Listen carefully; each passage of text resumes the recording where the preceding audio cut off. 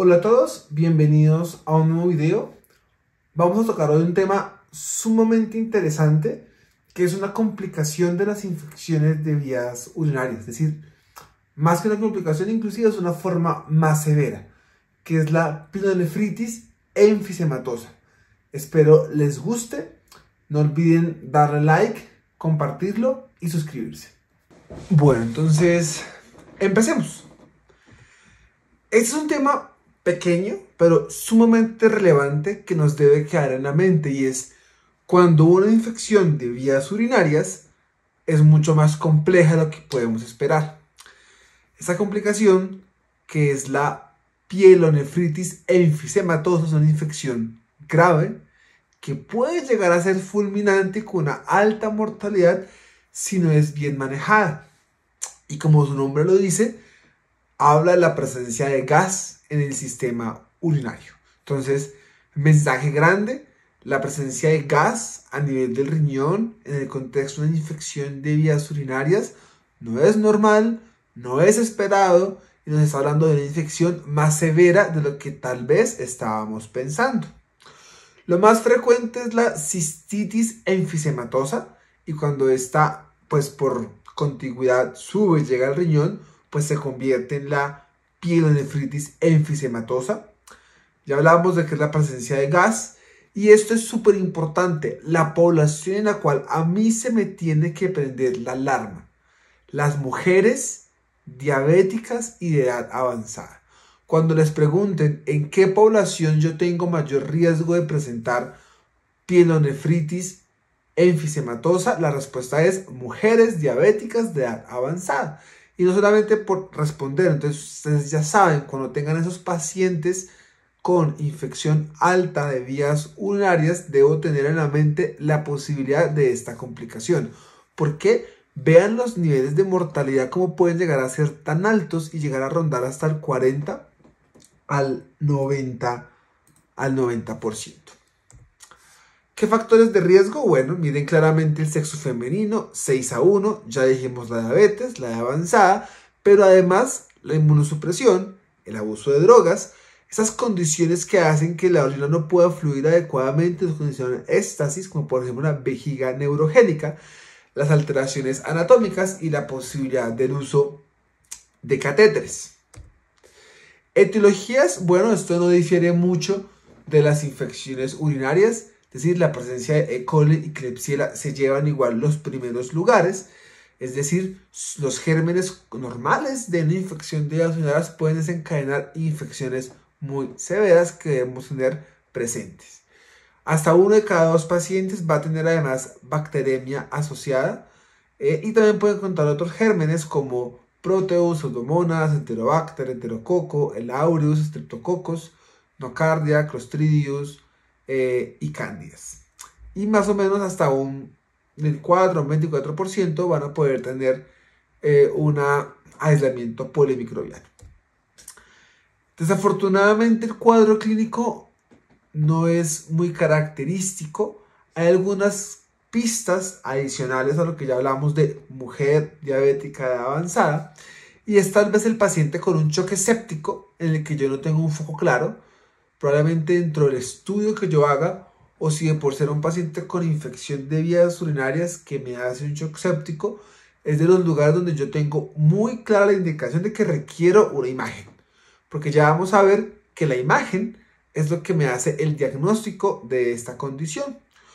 Probablemente la paciente con diabetes no controlada en contexto de infección de vías urinarias esté justificado el estudio imagenológico bajo la misma premisa.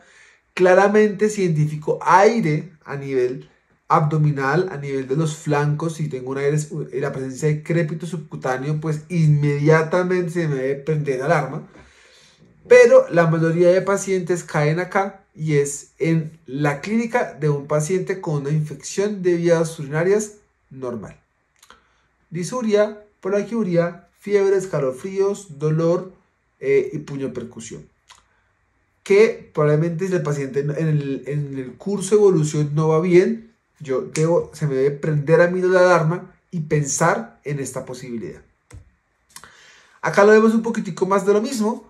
Lo más común, si vemos, son síntomas clásicos, fiebre, dolor en el flanco y náuseas, y piuria, hematuria, leucocitosis.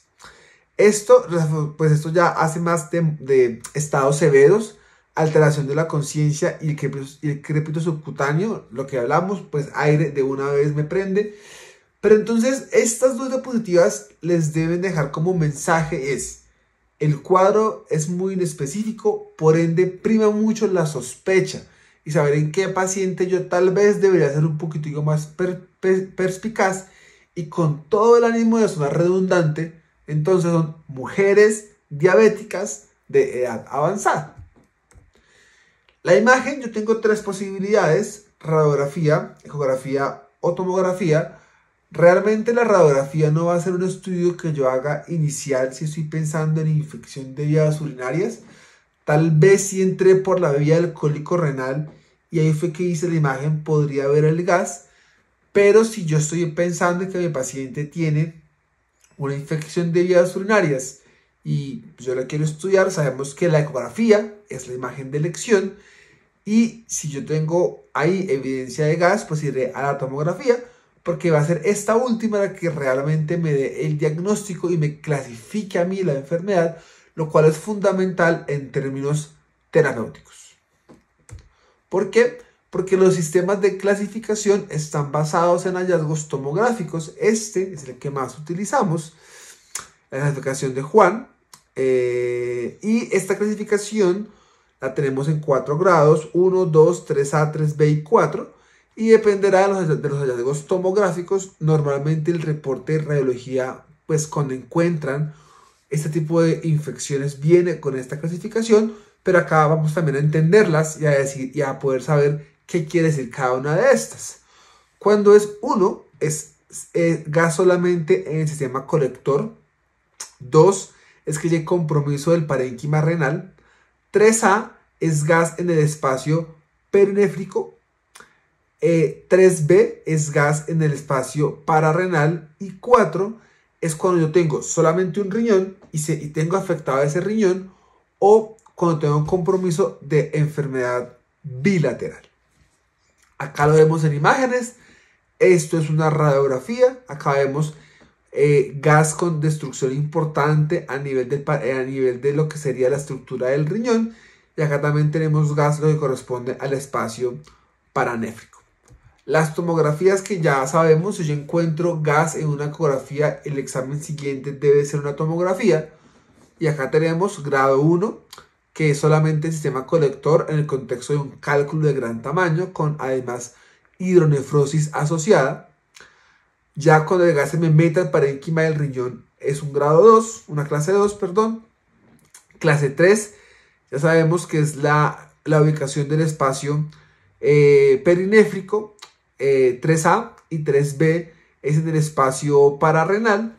Y grado 4, clase 4, compromiso de los 2 riñones. Y esto es importante porque eso a mí me va a cambiar o me va a decir cómo lo debo manejar. Sabemos que el pilar del tratamiento de la infección de vías urinarias es el antibiótico. Pero aquí, cuando tengo una pielonefritis enfisematosa, además de antibiótico, debo agregar 2 cosas. Y es la necesidad tal vez de drenaje y la posibilidad de nefrectomía cuando el paciente no va bien. Definitivamente el drenaje, eso es un mensaje para llevar. Cuando ustedes tengan un paciente con infección de orina, con evidencia de gas, es decir, esta condición, el paciente requiere drenajes. Hay cierta discusión que tal vez clase 1, clase 2, tal vez no, pero realmente se ha visto que la monoterapia de antibiótico en esos pacientes no les va bien y fracasan. ¿Listo? Probablemente voy a requerir una imagen de control no muy aguda, sino probablemente entre 4 a 7 semanas para poder saber cómo evolucionó mi paciente. En este punto, cuando hablamos de la clasificación, uno dirá, venga, ¿por qué si yo ya tengo una evidencia de gas en la ecografía requiero usar una tomografía? Bueno, pues la razón es muy sencilla. La tomografía me da opciones terapéuticas. La clase 1 y la clase 2 son suficientes con drenaje y antibiótico terapia, pero 3, A, B y la 4 tienes mayor riesgo de complicaciones y por ende debo estar mucho más atento, sobre todo cuando tienen factores de riesgo como plaquetas por debajo de 120.000, como elevaciones de creatinina mayores a 1 cuando la basal está por encima de 3, o mayores a 0,5 cuando la basal está por debajo de 3, alteración de la conciencia y choque. Aquí es posible que inclusive el antibiótico y el drenaje no sean suficientes, y si el paciente no va bien, pues probablemente va a requerir nefrectomía. Acá lo vemos en forma de algoritmo, independiente de la imagen, sea una radiografía o sea una ecografía, pues yo voy a TAC y ya sabemos que lo normal, líquidos, manejo antibiótico, y qué antibiótico, pues acá idealmente si nos vamos con un espectro mucho mayor, normalmente usamos cefalosporines de tercera o cuarta generación o probablemente un carbapenémico. Y vamos, entonces manejo médico y drenaje, o paciente con factores de riesgo puede que vaya directamente a nefrectomía, o igual manejo médico y drenaje, y si no funciona, pues el paciente requerirá nefrectomía. Pero mensaje grande, vean cómo nuevamente antibiótico y drenaje, acá son cosas que tienen que ir de la mano. Lo mismo, recordar siempre el manejo inicial del paciente. Estos pacientes normalmente van a estar mucho más enfermos, probablemente nos lleguen en condiciones de shock séptico, entonces es importante su manejo de líquidos. Y sabemos que pues si el paciente no responde, pues tendrá que ser llevado a nefrectomía. Los tiempos de antibióticos son mucho más prolongados, son más o menos, no menos de 14 días y probablemente puedan ser cursos un poco más altos. Digamos, acá no tenemos tanta evidencia para poder saber cuáles son los días que usaremos, pero probablemente se vaya casi a veces entre 2 a 4 semanas, dependiendo de la evolución del paciente.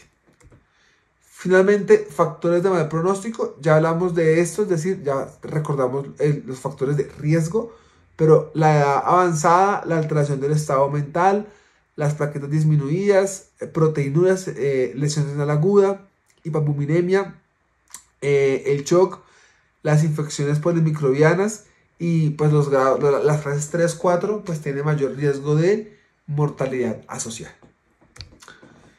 Desde la evidencia, realmente es lo que ya eso es como un resumen muy rápido. Les quiero mostrar esto. Miren, la evidencia no es la mejor, claramente porque no hay tanto volumen de pacientes, pero tomografía, enterobacterales, antibiótico de amplio espectro, drenaje y nefrectomía si el paciente no va bien.